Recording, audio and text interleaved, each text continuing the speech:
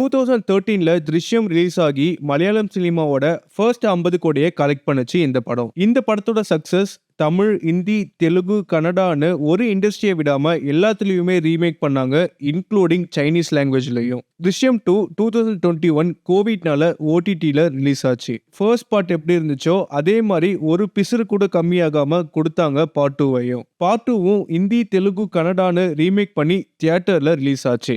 இதுவே சொல்லுது திருஷ்யம் 2 எவ்வளோ பெரிய சக்சஸ்னு. இவ்வளோ ரெக்கார்ட்ஸை கிரியேட் பண்ண இந்த படத்தோட அடுத்த பார்ட் ரிலீஸ் ஆகுதுன்னு சொன்னா எக்ஸ்பெக்டேஷன் இருக்குமா இருக்காதா? இது வரைக்கும் வந்த 2 பார்ட்டுமே எக்ஸ்ட்ராடினரியா ஒர்க் ஆகி இந்தியன் சினிமால ஒரு பெஞ்ச் மார்க்கா இருந்ததுனால தேர்ட் பார்ட்க்கு ஆட்டோமேட்டிக்கா ஹைப் அதிகமா இருக்கு. நம்ம எல்லாருக்குமே சில டிரெக்டர் அண்ட் ஆக்டர் காம்போ ரொம்ப பிடிக்கும். அதுல எனக்கு ஒன்னு தான் மோகன்லால் அண்ட் ஜித்து ஜோசப் காம்போ. திருஷ்யம் 3க்கு இப்போ இந்த கதை எப்படி கண்டினியூ ஆகும்னு ஒரு பெரிய கொஸ்டின் மார்க்கும் இருக்கு.